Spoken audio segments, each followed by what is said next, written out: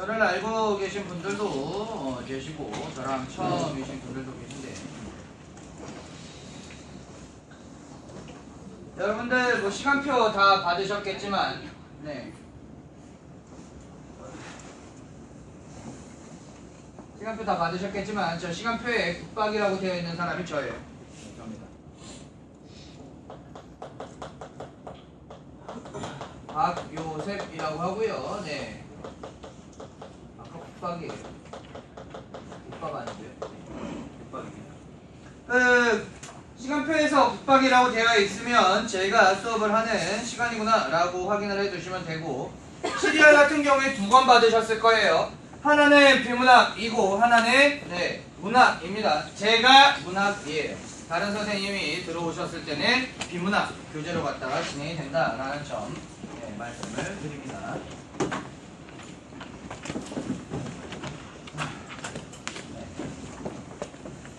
문학 교재로 갖다가 진행을 해요.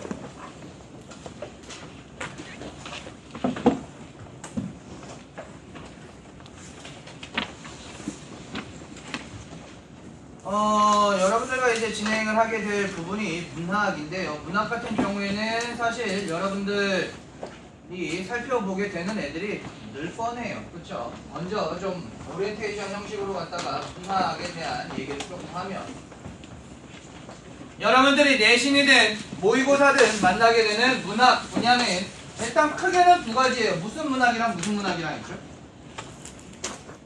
이 양반들아? 랑 그렇죠. 고전 문학이랑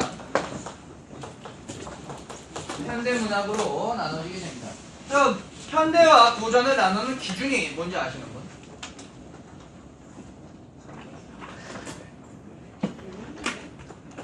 그렇죠. 저랑 수업을 들었던 분들은 최소한 한 번은 들었을 거고 저놈 같은 놈은 한 3번은 들었을 텐데.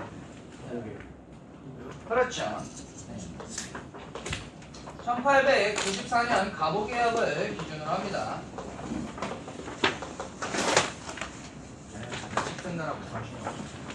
네, 갑오개혁 같은 경우에는 청나라로부터 이제 문물을 받아들이는데 청나라를 통한 서양의 문물상의 서양의 문학상 등을 갖다가 받아들이게 되면서 기존에 우리가 사용하던 고전 형태의 그러한 문학사와는 다른 모습을 보여준다라는 점에서 기준점이 돼요. 서양 문학의 영향을 받았느냐 받지 않았느냐 차이라고 보시면 됩니다. 자, 고전 쪽 같은 경우에도 크게 나누면 2개로 나눠져요. 고전 시가랑 그 다음에 고전 소설, 그리고 가끔 가다가 곁다리로 갔다가 고전 수필이 나오기도 합니다. 예를 들면 뭐 참화설이라든지 사설이라든지 일야구도하기라든지 이런 식으로 수필의 형태로 되어 있는 고전 수필이 나오기도 해요. 그 다음에 이제 현대로 가면 현대는 시하고 그 다음에 소설하고 그 다음에 이제 극 혹은 아니면 수필 할래가 나오게 됩니다. 단순하게 말씀드리면 이 정도가 될 수 있겠고요. 요즘은 이 단독으로 갖다 나오는 것도 있습니다만 융합지문으로 나오는 경우도 상당히 많아집니다. 융합지문이라는 건 뭐냐면 문학 이론과 관련된 비문학같이 생긴 지문과 그 다음에 그 문학 이론에 해당하는 문학작품이 엮여서 나오는 경우들이 발생을 합니다. 난이도는 아무래도 단독 지문보다는 조금 높은 편이죠. 그랬을 때 여러분들이 문제를 푸는 데 있어서 새로운 유형이 나오거나 아니면은 익숙치 않은 내용이 나왔을 때에 막 헷갈려 하거나 힘들어하는 경우가 있는데 그거 하나는 말씀드릴 수가 있어요. 각 문학 작품별로, 그러니까 문학 갈래별로 포인트를 여러분들이 생각을 하고 있으면 애초에 문제를 풀 때 그거를 신경 쓰면서 풀면 시간도 줄이고 정답률도 높일 수 있다라는 거 말씀을 드리면, 일단 오늘 살펴볼 게 현대시니까 국문문학 쪽부터 얘기를 하도록 할게요.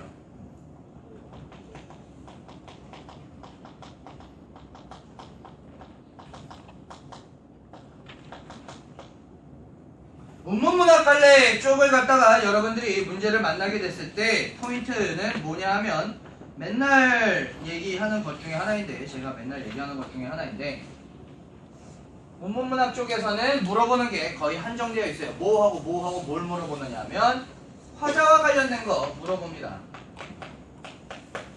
그 다음에 시어와 관련된 것 혹은 아니면 네, 이제 심상 혹은 표현 기교와 관련된 것이 있어요. 뭐 추가적으로 여기에서 조금 더 나가면 뭐 이제 그 객관적 상관물이라든지 아니면 감정이입의 대상이라든지 이런 것까지도. 그 다음에 이제 나오는 것이 야 이거 내가 몇 번을 얘기했는데 한 놈은 대답해줘야 되는 거 아니야? 화자, 시어, 심상, 표현 기교. 그 다음에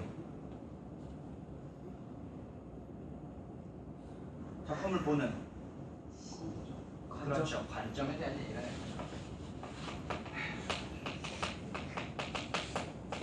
에 대해서 물어보는 게 나옵니다. 요거 같은 경우에는 기본적으로 제가 몇 번씩이나 얘기를 드렸던 거기 때문에 어떠한 문학 작품에 관련된 지문이 나왔을 때 애초에 지문을 읽을 때 요 녀석들을 좀 신경을 쓰면서 읽으면 어차피 문제 요소가 이쪽에서 나오기 때문에 바로 문제에 적용해서 풀 수가 있다라는 얘기예요. 특히나 화자 같은 경우에는 물어보는 게 맨날 정해져 있어요. 세 가지예요. 화자와 관련된 거.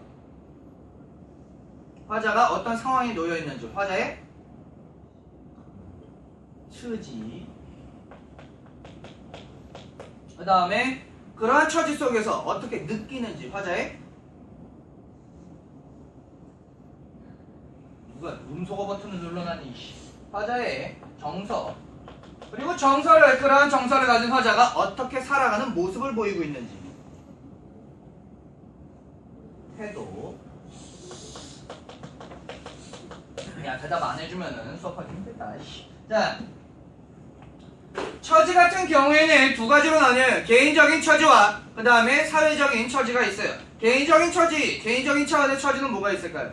이별이라든지 아니면 새로운 사랑을 만났다든지 아니면 외로움이라든지 아니면은 뭐 가난함이라든지 그 본인에 관련된 그런 상황인 거고요. 그 다음에 사회적 상황은 뭘까요? 보통 현실과 엮이게 되는데 시대 상황과 엮이게 돼요. 6.25라든지 일제강점기라든지 3공화국, 5공화국 같은 군사 독재 정권이라든지 이러한 것들이 나눠지게 되고요. 정서는 어떻게 나눠지게 돼요? 무슨 정서, 무슨 정서? 크게 포지티브한 것과 네거티브한 것으로 나눠지겠지. 자, 부정적인 정서와 긍정적인 정서로 나눠지게 되겠죠. 아우.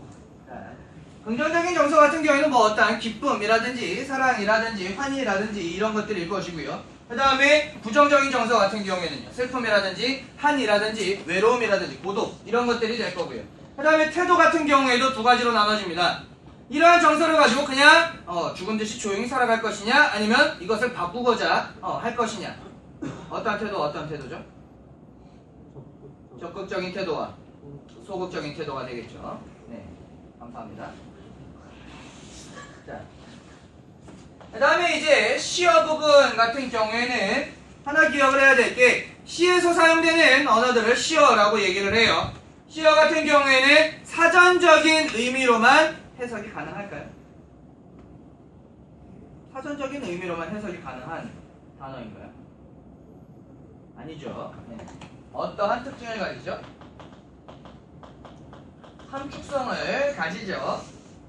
자, 함축성을 가지기 때문에 이 화자의 의도나 혹은 아니면 작가의 의도에 따라서 어떠한 내용을 담고 있는가를 확인을 하실 필요가 있습니다. 그 다음에 이제 심상 같은 경우에는 저건 우리말이고요. 영어로 바꾸면 심상을 뭐라고 하죠?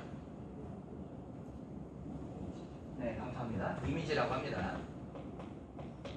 이미지라고 하는 거는 뭐냐 하면 우리는 문학작품을 뭘로 읽어요?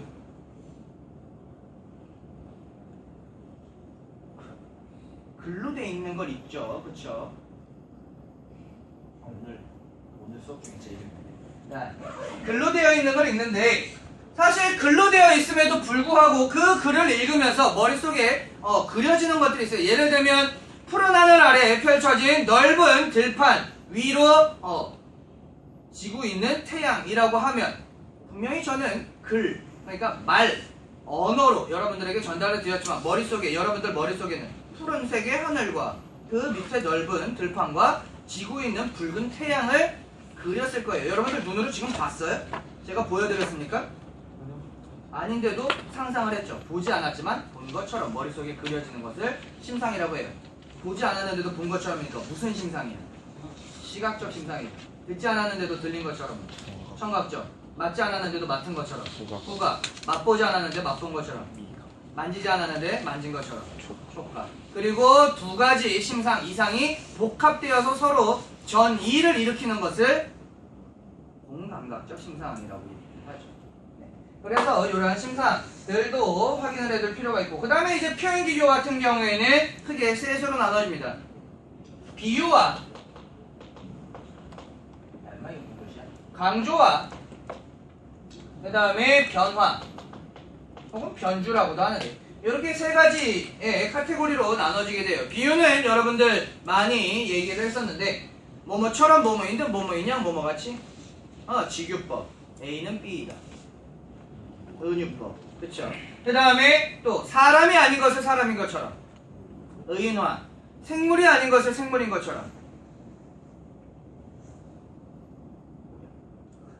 화류법. 그 다음에 비유법 중에서 자주 사용되는 거지만 여러분들이 많이 헷갈려하는 게 대유법입니다.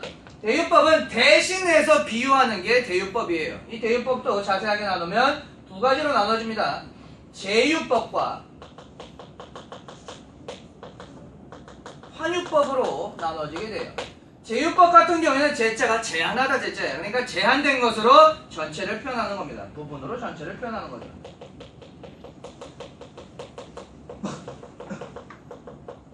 고전시가에서 자주 만나게 될 거예요. 강호라고 하면 한자 자체는 강과 호수를 얘기를 해요. 근데 강과 호수만 자연 전체를 얘기를 하죠. 그게 이제 제유법이 사용된 기법입니다. 그 다음에 환유법 같은 경우에는 저 환자가 바쁠 환자예요. 그래서 교환 가능한 가치로 비유하는 것이 환유법입니다. 제가 제일 많이 예시를 들어드리는 게 펜은 칼보다 강하다 라는 거죠. 이 펜이 뭐 비브라늄으로 만들어져 가지고 칼보다 강하겠어요? 아니죠. 여기에서 말하는 펜은 어떠한 가치를 얘기하는 거죠? 어떤 언론의 힘 혹은 아니면 지적 능력을 얘기를 해요. 그렇다면 칼은요? 폭력이나 무력을 얘기를 하죠.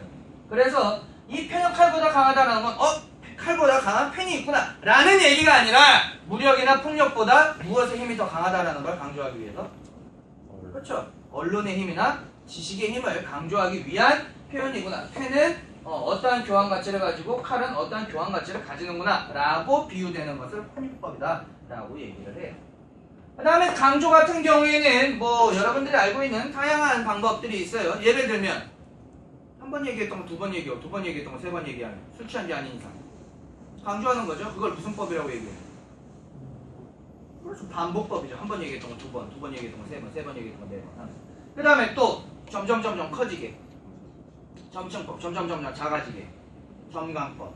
그 다음에 시장에는 여러 가지가 있습니다 라고 얘기하는 것보다 시장에는 이것도 있고 이것도 있고 이것도 있고 이것도 있고 이것도 있고 이것도 있고 라고 하면 진짜로 여러 가지가 있다라는 게 시각적으로 갖다가 강조가 되죠. 그거 무슨 법이에요? 계속 이렇게 늘어놓는 거. 그렇죠. 열거법 같은 경우에도 강조가 되고요. 또 아버님들이 많이 하시는 것들 중에 하나예요. 뭐 이제 아버지가 주말에 나랑 안 놀아주고 몰래, 엄마 몰래 나 몰래 새벽에 왕 하고 가가지고 낚시를 갔다가 얼큰하게 취해가지고 들어오죠. 아빠가 이만한 걸 잡았는데, 이만한 거 잡았으면 월간 낚시 나와야 돼요. 뭐 요만한 거 잡으셨겠죠. 근데 이만한 거 잡았는데 라고 뭐 하고 있어요? 과장을 하고 있죠. 과장을 하고 있는 이유는 뭐예요? 내가 비록 너랑 놀아주지 않았지만 나는 뜻깊은 시간을 보냈다라는 걸 강조하기 위해서 얘기를 하는 거죠. 그래서 과장법도 역시나 마찬가지로 강조의 표현 기호가 됩니다. 근데 요만한 걸 이만하게 얘기하는 것도 강조고요. 과장이고요. 이만한 걸 요만하게 얘기하는 것도 과장입니다. 그 다음에 이제 변화 쪽 같은 경우에는 뭐가 있느냐면 원래 문장의 표현을 조금 이제 비트는 거죠. 비트는 거예요. 예를 들면 원래 어순과 다르게 표현하는 것. 어순을 바꿔서 표현하는 것. 그렇죠. 도치법이죠. 나는 주어, 너를 목적어, 사랑해 라는 게 서술어인데 나는 사랑해 너를 이라고 하면 누구를 강조하기 위한 거죠? 내가 사랑하는 존재는 그 누구도 아닌 너다라는 너를 이라는 목적어를 강조하기 위해서 순서를 바꿔놓은 거예요. 변화법을 사용한 도치법 있고요. 그 다음에 둘이 서로 어울리지 않는 혹은 아니면 서로 동시에 존재할 수 없는 관계의 것을 언급을 할 때 그렇죠. 모순 관계를 활용을 하는 역설법이 되겠죠. 원래의 의도와 또 반대로 얘기하는 것 반어법이 되겠죠. 그런 것들을 통해서 표현 기교들을 활용을 한다라는 거 기억을 해 두시면 됩니다. 그 다음에 이제 감상 관점에서 물어보는 거는 무슨 감상과 무슨 감상이 있죠? 크게 둘로 나누면 작품 외적인 것과 작품 안의 것. 그러니까 무슨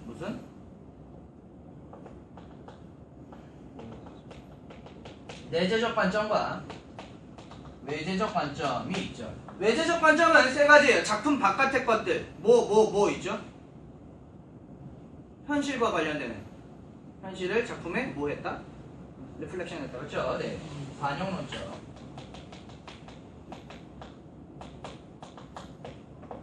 이건 현실과 관련되는 거고요. 그 다음에 작품을 누가 써요?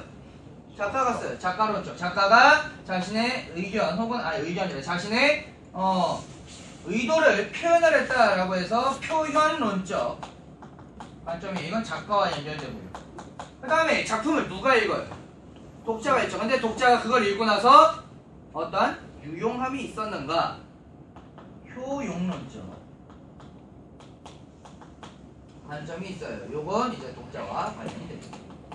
물론 요 관점, 감상 관점 4개로 나눈 건 고등학교 때까지 뿐이에요. 여러분들이 만약에 혹시나 국어국문학과나 문예창작학과나 아니면은 뭐 국어교육학과나 요런 쪽으로 가게 되면 저 4가지로 나누는 감상 관점은 이미 옛날에 사라져버린 지 오래예요. 이미 종합론적 관점으로 바뀌었어요. 근데도 왜 저 4개를 계속 고등학교에서는 얘기하느냐? 문제 내기 좋잖아요. 그래서 얘기하는 겁니다. 문제 요소이기 때문에 얘기하는 거예요. 각각의 특징을 기억하고 있어야 문제에 적용해서 풀기가 좋기 때문에 말씀을 드리는 겁니다. 자, 이렇게 해서 요것들을 신경 써 가면서 우리는 이제 문제들을 보고 지문들을 분석하면서 가도록 하자라는 얘기예요. 자, 12쪽으로 오면 요게 이제 올해 수능에서 나왔던 현대시 부분입니다. 적으실 분들은 다 적으셨죠?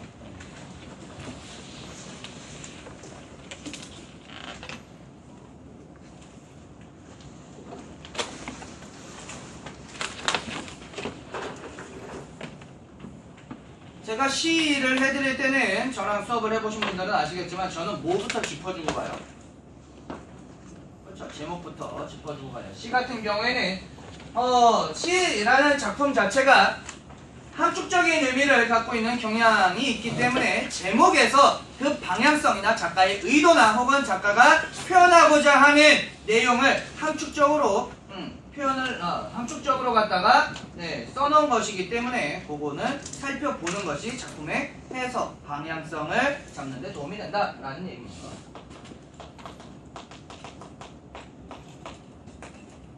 자, 출생기라고 되어 있는데 출생이라는 거는 여러분들도 다 한 거예요. 세상에 태어난 거죠. 그렇죠? 탄생이에요. 그 다음에 기는 뭐 이야기 기자예요. 그러니까 그 탄생에 관한 이야기라는 얘기예요.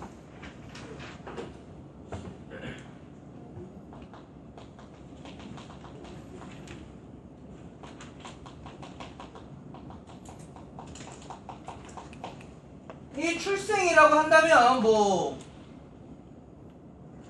2가지 정도는 기본적으로 갖다가 조금 여러분들이 떠올리면 좋겠어요. 출생은 여러분들 처음이자 마지막으로 무엇을 부여받는 시기죠? 그렇죠. 생명을 부여받는 시기죠. 여러분들이나 저나 한번 태어나고 나서부터는 계속 뭐 해가고 있어요? 죽어가고 있죠. 네. 인간은 태어나는 순간부터 죽어가요. 네.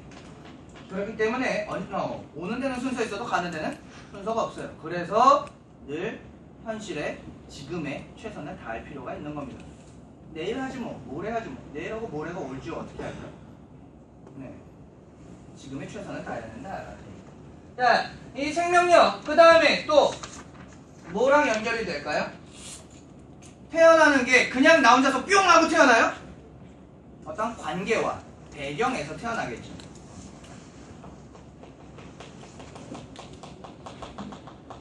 에 관한 얘기를 하겠구나 라는 것을 여러분들이 파악을 하고 문제에 있는 지문을 읽을 때 좀 더 방향성을 쉽게 잡아갈 수 있다라는 얘기예요. 가도록 합시다.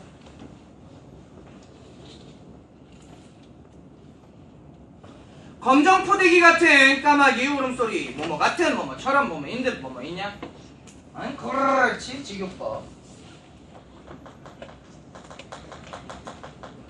뭐뭐 같은 애 사용되어 있고요. 전체적으로 봤을 때 검정포대기 같은 까마귀 울음소리. 검정포대기는 이게 검정색이다. 뭘로 할 수 있어?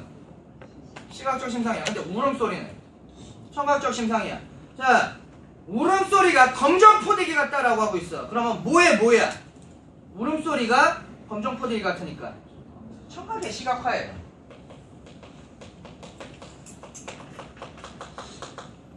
청각의 시각화가 사용되고 있고 하나 더 얘기를 하면 까마귀 울음소리는 되게 듣기 좋습니까? 호르락! 네, 하나도 안 듣기 좋아요. 그렇죠? 듣기 좋지 않습니다. 그렇기 때문에 요 까마귀 울음소리라고 얘기하는 녀석 그 다음에 검은색이라고 하는 녀석이 전반적으로 부정적 시어로서 무엇을 형성하고 있느냐 하면 음산한 분위기를 형성을 해요.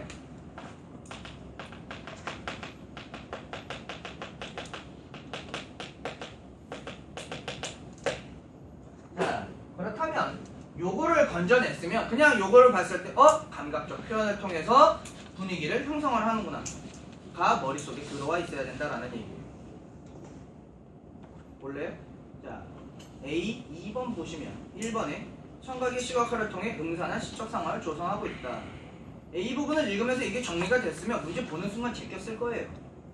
네, 신경을 써야 된다라는 거 다시 한번 얘기 드리고 있는 겁니다. 자, 그 울음소리가 고울에 떠나지 않고 밤이면 부엉이가 괴기 울어. 네, 밤도 역시나 마찬가지로 어둠이니까 부정적인 시어고 그 다음에 요 밤이라는 시간에는 네, 부정적인 시간이랑 연결이 되고요.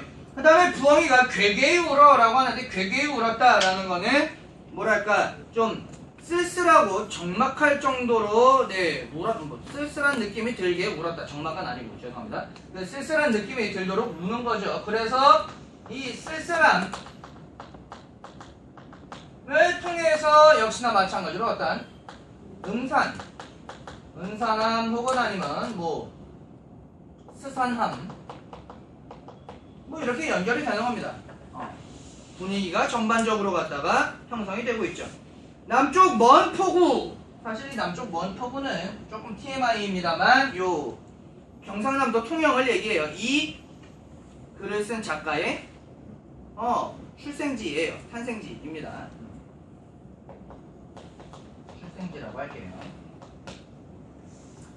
백성의 순탄한 마음에도 상서롭지 못한 세대에 어두운 바람이 불어오던. 자, 순탄한 마음이라는 건 뭐냐면 성질이 그렇게 까다롭지 않다라는 사전적 의미는 그런데 이제 이어지는 시기가 융희 2년이라고 되어 있어요. 이 융희 2년 표시를 해놓으시고 이 융희 2년이 언제냐면 1908년이에요. 1908년이면 뭐 하기 전이죠? 거의 직전인데 뭐가 일어나기 직전이죠? 1910년도에 10년에 뭐가 됐어요? 그렇죠. 강제 한일 합방이 됐죠. 정확히 얘기하면 말이 좋아서 한일 합방입니다만 일본의 침략으로 인해서 우리나라가 식민국으로 갔다가 넘어갔고 일제강점기가 시작이 됐죠. 그렇죠. 그러니까 1908년이라고 얘기하는 건 사실 굉장히 혼란스러운 시기입니다. 일본 애들은 자꾸 우리는 청나라를 치러 갈 거니까 우리나라 그러니까 자기네의 발판만 대달라, 우리가 잠깐 통과할 수 있게만 해달라 라고 하고 있고 조선에서는 일본 이쪽 빨리 새끼들이 무슨 갑자기 들어가지고 뭘 한다고 라고 하면서 쇄국정책이 심하다 시기니까 막고 있었고 그 다음에 이제 조선의 힘만으로는 힘드니까 누구를 이어서 좀 뒷배가 돼달라고 하고 있었어요? 역사를 좀 배우십시오.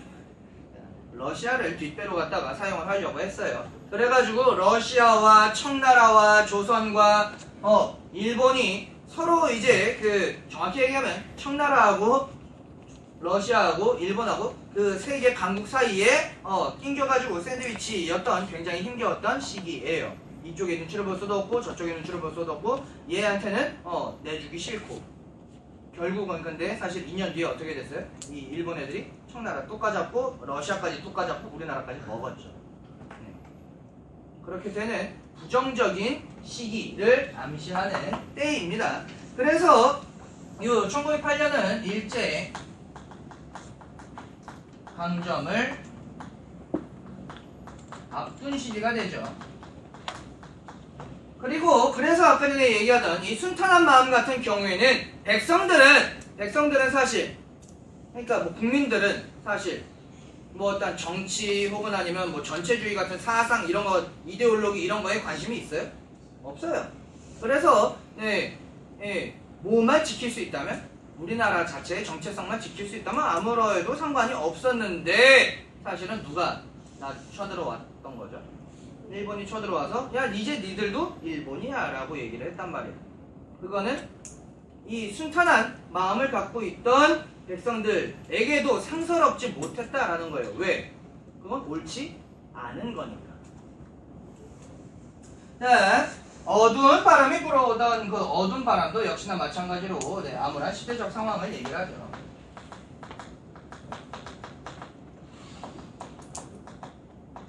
자, 그렇게 1년이 자신의 출생이 있었던 시기에 대한 분위기를 얘기를 하고 있어요. 긍정적, 부정적. 부정적, 암울하다, 스산하다 라고 얘기를 하고 있죠. 자, 이제 B부분입니다. 그래도 계절만은 천년을 자취하여. 자, 그래도 라고 얘기하는 걸로 봐서 앞에 있는 것과 그렇죠, 반대되는 대비를 이루는 그런 모습을 보여주고 있어요. 자, 보시면 요게 이제 대비를 하게 될 것이고, 그 다음에 천년을 다채하여 라는 표현, 어둡고 검은색 밤이었는데 다채라는 거는 무슨 색이에요? 다양한 색이죠. 다채롭다 라고 하는 건 다양한 색이야. 뭘 이뤄요? 대비를 이루죠. 어두운 거 하나, 이쪽은 다양한 색. 다채하여 지붕에 박넝쿨 남풍에 자라고. 자, 박넝쿨은 남풍에 자라고 있어요. 생명력을 가진 그러한 모습을 보여주고 있죠. 이쪽은 되게 쓸쓸하고 음산하고 그러한 느낌인데 암울하고. 자, 그 다음에 푸른 하늘에 석류꽃 피뱉은 듯 피어. 요 부분 푸른 하늘이라는 푸른 색의 색채 이미지랑 그 다음에 피 뱉은 듯 피었다라는, 피 뱉은 듯이라는 건 붉은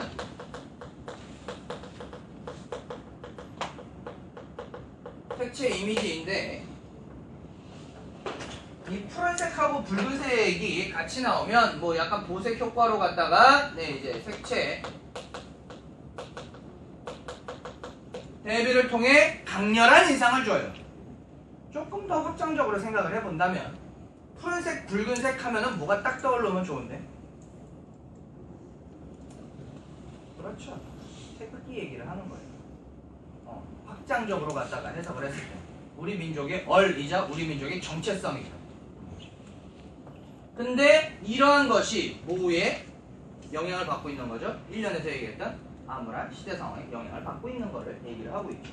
자, 나를 잉태한 어머니는 이제 C부분인데, 그 C부분은 전반적으로 이렇게 묶어놓으시고, 나를 잉태한 어머니는 짐짓 어진 생각만을 다듬어 지니셨고, 뭐 당연한 얘기입니다만 임신을 하고 있는 어머니의 입장에서 뭐 쌍욕을 하고 누구랑 싸우고 막 담배 피고 술 먹고 하진 않겠죠. 무엇을 위해서?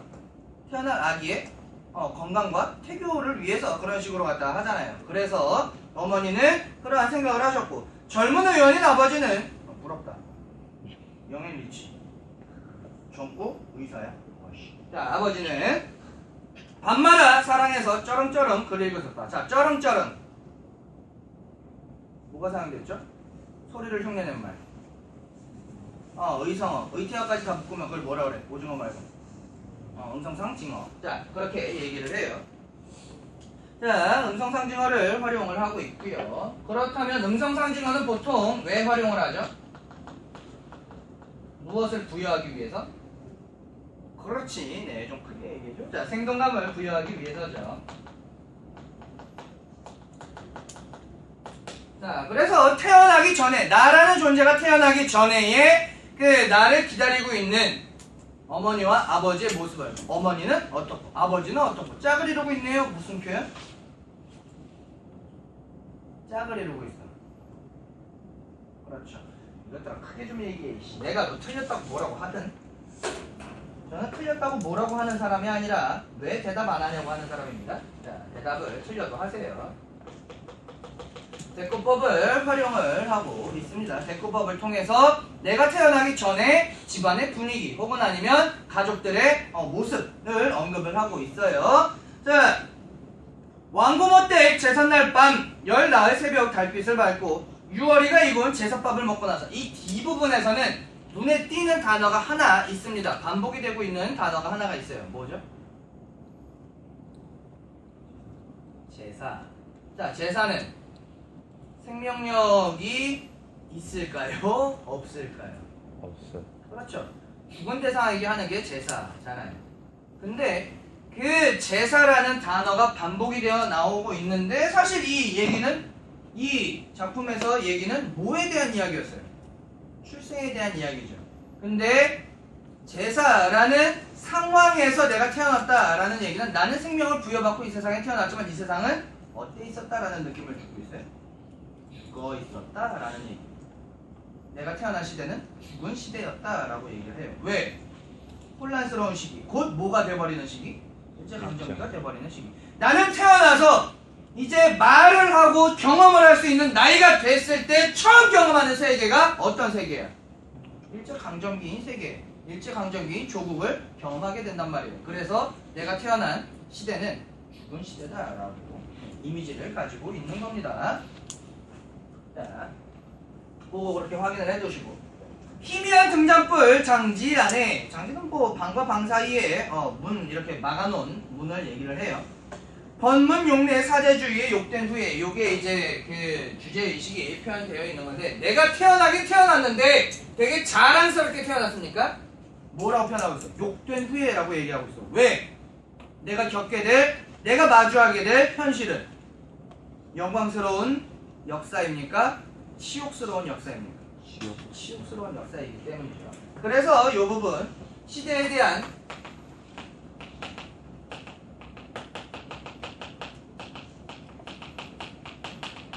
부정적 인식이 드러나게 된다라는 거 말씀을 드리고요.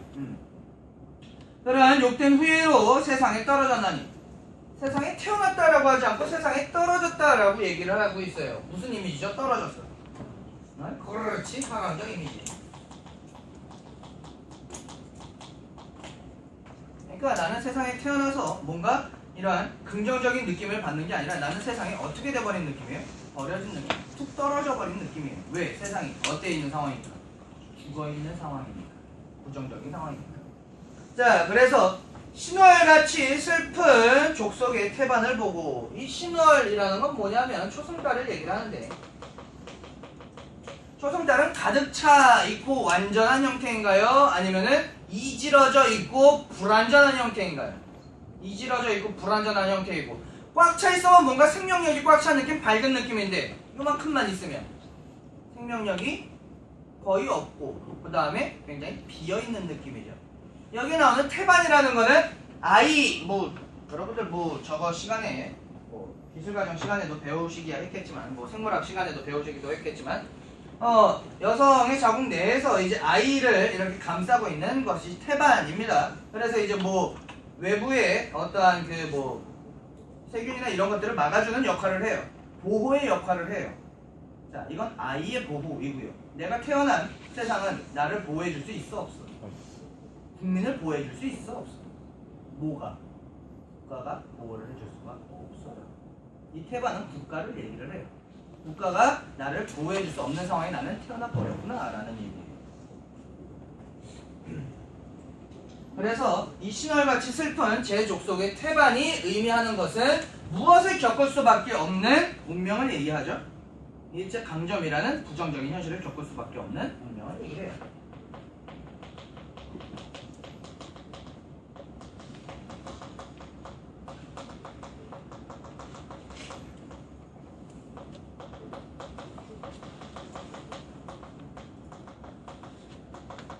현실 혹은 뭐 운명이라고 할 수가 있겠죠. 내가 태어나봤더니 이런 젠장할 것 일제강점이 올 수밖에 없다라는 시대에 태어난 거야.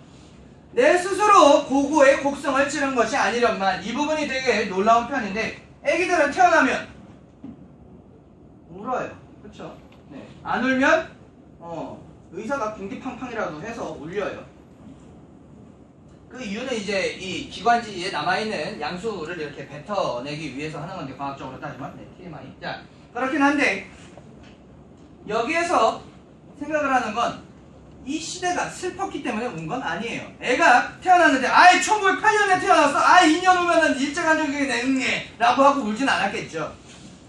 그냥 태어났으니까 운 건데 그 울음을 뭐와 연결짓는 거냐면 슬픈 시대를 내가 올 거라는 걸 알았기 때문에 혹은 아니면 슬픈 시대랑 결국 내 탄생이 연결되기 때문에 울 수밖에 없었다로 연결이 되는 겁니다. 내가 운 이유는 이 시대가 슬펐기 때문에 내가 태어난 현실이 암울했기 때문에 부정적이었기 때문에 라고 얘기를 하고 있어요. 자, 그렇게 지은 것은 아니련만 명이나 길라하여 할머니는 돌매라 이름을 돌매라 불렀어. 자, 이 돌매는 돌산인데 무슨 우리말이에요. 돌산인데 옛날에는 어떠한 그 장명 경향이 있었느냐 하면 태어났을 때 좀 뭐랄까 건강하지 못하게 태어나거나 아니면 그 현실적으로 갖다가 어려운 시기에 태어나서 이 아이를 건강히 잘 기를 수 있는 상황이 아닐 때 태어난 아이 같은 경우에는 이름을 되게 천하게 지었어요. 개똥이라든지 아니면은 뭐 여기에 나오는 뭐 그렇죠 돌매, 뭐 돌땡이라든지 아니면은 뭐 여성분들 같은 경우에는 지금 한 80, 90 정도 되시는 분들 중에는 아직도 남아있는데 뭐 언년이, 갓난이 뭐 이런 식으로 갖다 이름을 지었어요. 왜 그렇게 지었느냐 하면 이건 좀 민간신앙인데 저승사자들이 명부에 올라온 이름을 보고 촌스럽거나 되게 천한 이름이면 이건 나중에 데리고 가야지 라고 하면서 이제 짬을 시키니까 오래 살게 된다라고 그런 민간신앙이 있었기 때문에 그랬다라고 합니다. 그래서 이 마지막 부분 명이나 길라하여 돌매라 이름 지었다라는 거는 왜 명이나 길라하여 라고 했을까요? 세상이 부정적이고 힘들기 때문에 어차피 얘의 인생은 순탄할까요? 아니면 역경이 있을까요? 엄청난 역경이 있겠죠. 그러나 그걸 다 버텨내고 이겨내고 오래라도 살으라고 이름을 그렇게 지어준 겁니다. 그래서 나는 애초에 태어날 때부터 무엇을 겪을 운명이었다? 역경을 겪을 운명이었다라는 것을 얘기합니다. 왜? 내가 태어나고 나서 뭐가 시작됐습니까? 일제강점기가 시작이 됐습니다. 라고 하는 자신의 탄생과 그 역사적 현실의 부정성을 연계해서 언급을 하고 있는 작품입니다. 사실 되게 놀라운 작품이기는 해요. 그렇지만 여러분들이 다루기엔 좀 무거운 작품이기도 하죠. 근데 이게 수능에 나왔다라는 얘기예요. 만약에 여러분들이 이 작품을 전혀 모르는 상태로 읽었을 때 얼마 정도나 이 내용을 해석해서 문제에 적용을 할 수가 있을까요? 연습을 해두셔야 된다는 거예요. 자, 나 작품은 굉장히 짧습니다. 금방 가도록 할게요. 오늘은 요 나까지만 하면 다 끝날 것 같은데. 이거 자동으로 누가 지워주면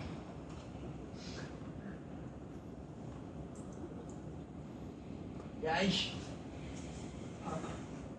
욕한 거 아닙니다. 야이씨 팔 아파야. 자, 보시면 자, 나 부분 샤가리 마을 샤가리 마을에 내리는 눈. 제목도 기냈지.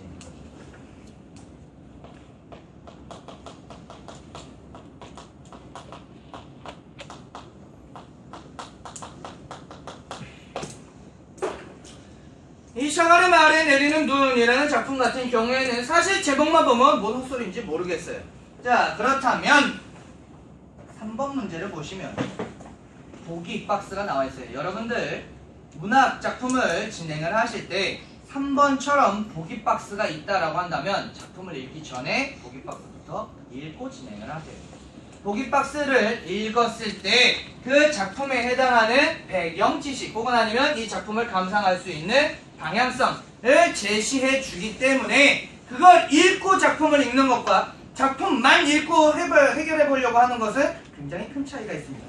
조금이라도 알고 들어가는 것과 개뿔 아무것도 모르는 상태로 들어가는 것은 당연히 차이가 있을 수밖에 없어요. 자, 갑니다. 보기 부분 보시면 김춘수는 샤갈의 그림 나와 마을에서 샤갈은 어떠한 그림을 그린 사람이고요. 그 다음에 나와 마을에서 받은 느낌을 시로 표현함으로써 샤갈이 그린 그림을 뭘로 삼은 거죠? 시작의 모티브로 삼은 거죠.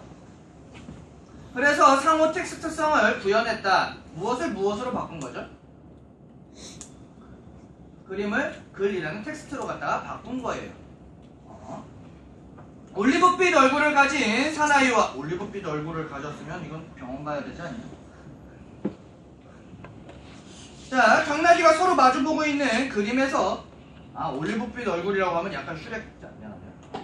자, 당나귀가 서로 마주보고 있는 그림에서 영감을 받은 시인은 특히 인상 깊었던 것은 커다란 당나귀의 눈망울이었고 그 당나귀의 눈망울 속에 들어앉아 있는 마을이었다. 그러니까 눈망울 속에 있는 마을을 보고 있는 거잖아. 원래는 마을 자체를 보는 게 아니라 눈망울 속에 비친 거를 보고 있는 거야.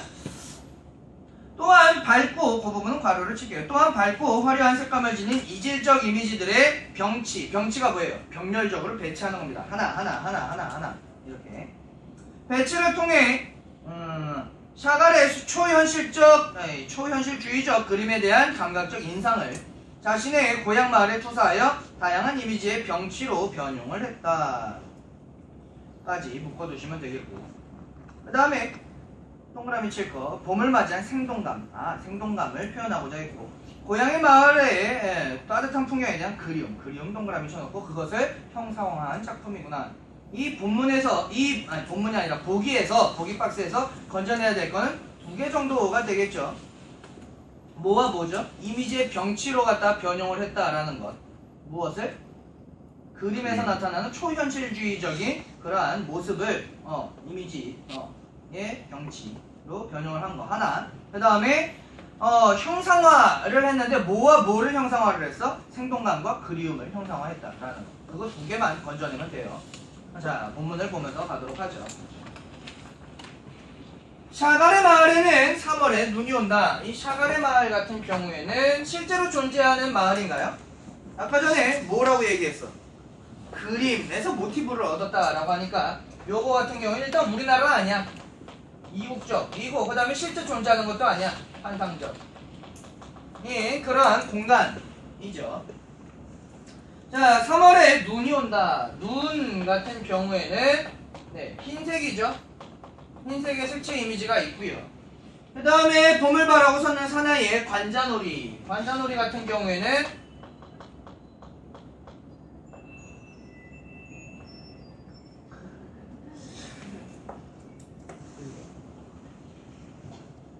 관자놀이까지만 하고요. 관자놀이 같은 경우에는 여러분들이 아시다시피 인간이 가지고 있는 급소 중에 하나예요. 그러니까 뭐를 책임지는 부위죠? 나의 그렇죠. 생명, 목숨을 책임지는 부위예요. 그래서 이 관자놀이는 어떤 생명력과 연관이 되고요. 그거 새로 돋은 정맥. 여러분들 손등을 보시면 정맥, 핏줄이 보이는데 무슨 색이에요? 파란색 뭐야? 푸른색이죠. 푸른색과 흰색에 뭐가 일어나고 있어요? 색채 대비를 통해서 뭘 보여주고자 했어? 생명력을 보여주고자 하는 겁니다. 정맥이 바르르 떤다. 요거까지만 할게요. 바르르 떤다 라고 하는 건 이 정맥이 두근두근거리면서 바르르 떨면 사실 뭐 하는 거죠? 핏줄이 두근두근거리는 건 뭘 하는 행위야? 피를 내보내면서 퍼뜨리는 행위이죠. 그래서 뭐가 퍼져나가는 것을 형상화한 거예요? 생명력이 퍼져나가는 것을 형상화한 겁니다.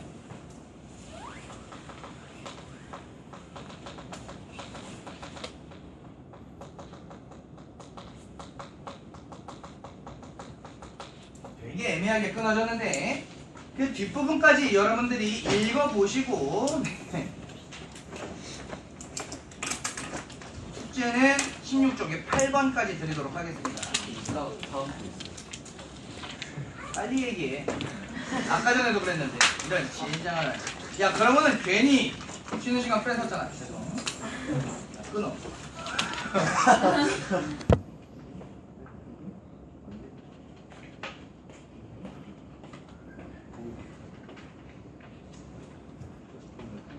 계속해서 진행하도록 할게요. 미안합니다. 아까 전에 나가던 거 이어서 보시면 발효를 떤다라는 게 생명력이 퍼져나가는 모습을 형성화했다라고 말씀을 드렸고요. 그렇게 발효를 떨고 있는 사나이의 관자놀이에 새로 돋은 정맥을 어루만지면서, 자, 이 새로 돋은 정맥이라는 것도 새로운 핏줄 혹은 아니면 새로 생명이 흐르는 길이에요. 그러니까 새로운 생명을 얘기하죠. 새로운 생명력을 얘기합니다. 새로 돋은 핏줄.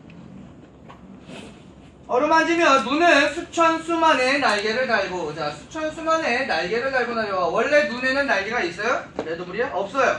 자, 그런데 날개를 달고 내려온다 라고 하니까 뭐가 아닌 것을 뭐가 있는 것처럼, 그렇죠. 생명이 없는 것을 생명이 있는 것처럼. 무슨 법이 사용되었죠?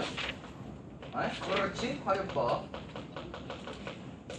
활용이 되고 있습니다. 하늘에서 내려와 샤갈의 마을에 지붕과 굴뚝을 덮는다. 그 두 행을 묶어놓으시고, 하늘에서 눈이 내려서 샤갈 마을의 지붕과 굴뚝을 덮고 있어요.